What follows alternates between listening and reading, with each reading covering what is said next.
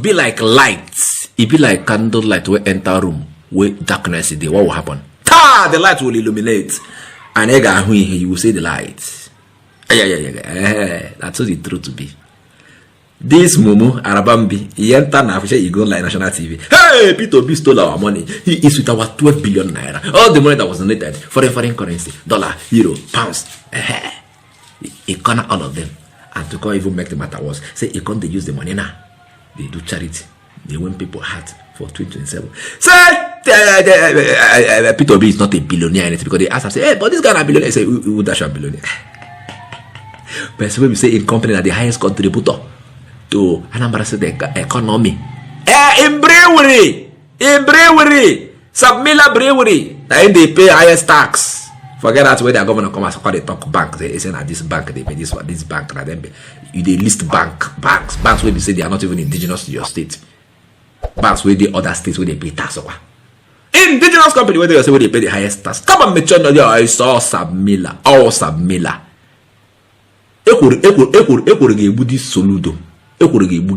Accept it. You will see be ungoverned for how many years. Did you bring any company to that state that is paying tax?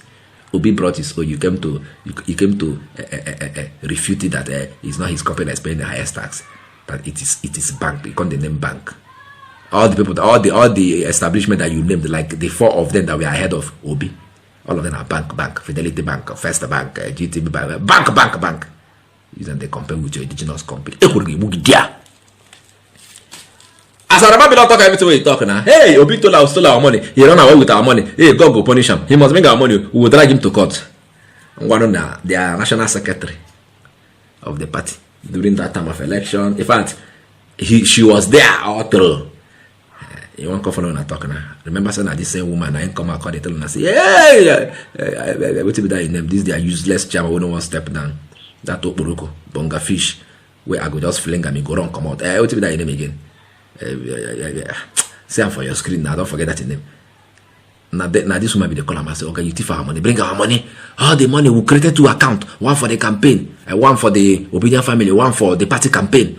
All the money that went into the party campaign account, where is the money? Where is the money? They cannot account for that one, but they are saying that P2B, the ones that he received in his obedient campaign account, say make he can't give them 12 billion, idiot.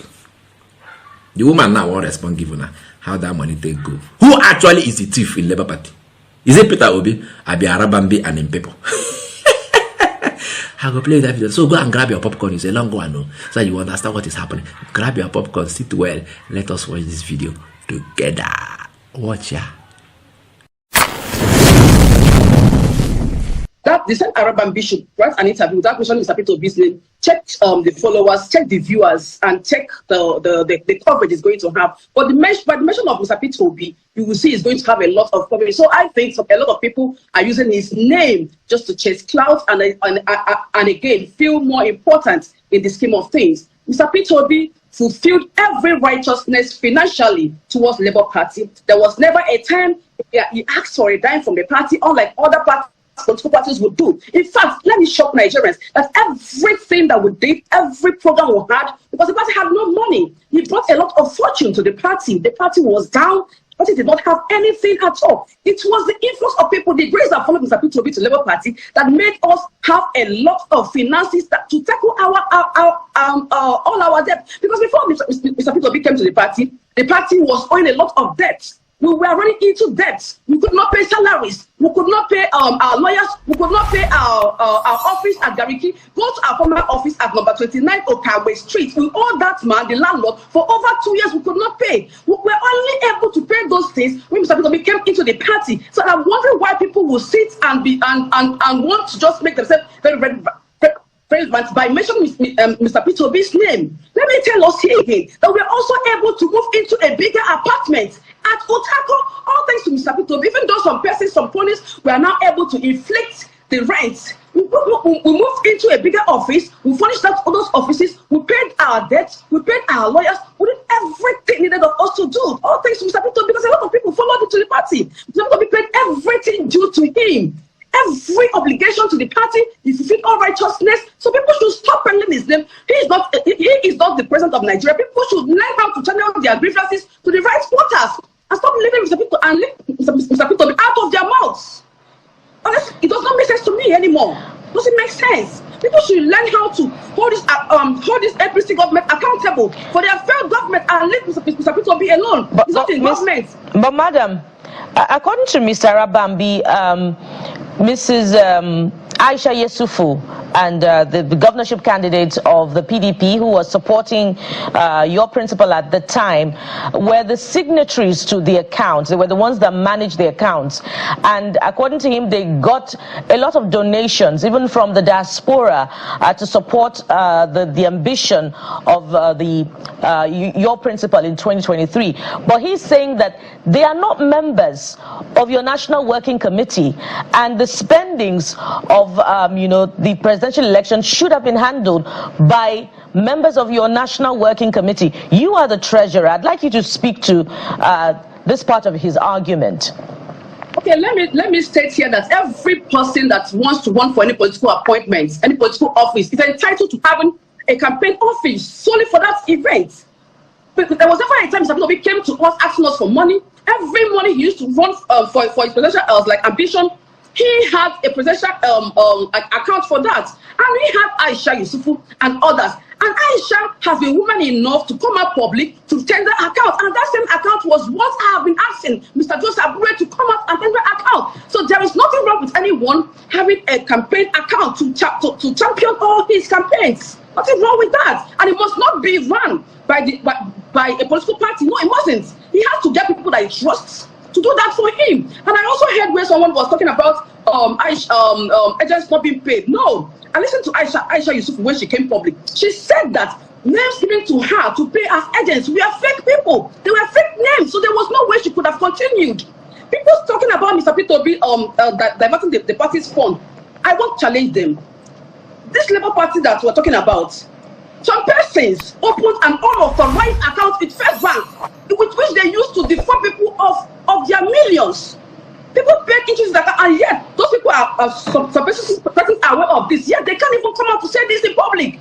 Yet you see them trying to throw a stone at Mr. Peter Obi. It doesn't make sense to me. Doesn't make sense to me. They should come out and tender their own account. Aisha has done that. They should come out and tender their own accounts. First of all, you have a statutory amount fixed for every office you want to vie for. Mr. Peter Obi met every requirement required of him. And he even donated to the party. So I am here to speak, to say that I have every right to speak on this issue. Mr. Arabi does not have any rights. He doesn't even know what happens with the accounts. No, he didn't do that. In fact, he even went overboard. He helped us, helped the party. So how much did Mr. Peter Obi spend for the Labour Party? He spent a lot of money for the Labour Party. We had programs. We had programs with Mr. Peter Obi solely financed by himself. There are a lot of things that happened. Mr. Peter Obi spends from his personal money, because Labour Party did not have any time. We didn't have any money. Can you give us, an estimation of the figure? Is it below 32 million or above? Since you are the treasurer, He's above. He spent a lot of money. He spent a lot of money above. Would you be willing to provide an audited account of his spendings? It's just to put it in proper perspective, or such that we can either confirm or debunk Mr. Arabambi's position. So what I'm trying to tell you now, that I'm the right person to state this. I might not have the exact amounts as like handy like this, but I am telling you that Mr. Peter Obi met up every requirement needed of him as a candidate of the party, and he even did more than expected of him. Okay, we had our own campaign account opened in the name of the Labour Party, and the campaign also have their own accounts open, because it is their right to have a campaign account with which they want to run their campaigns with. So even the one who opened in the name of Labour Party till today, I had a video I made that year asking people to put in their small token. We have not also been able to tender account of what happened to those monies collected from people. Ever since Aisha Yusufu came out public to render accounts to say what the money is given, what they have been able to do with the money, Abure has not been able to come out to tender accounts, in which I've even called him out. Let us even do this for the sake of letting people know what their monies were used for. But Abure has not deemed it fit to render such accounts to the people that donated their 1 naira, that's 1,000 naira. He has not been able to do that. So the onion is now on Abure to come out and render such account to the public, because people deserve to know what their monies were used for.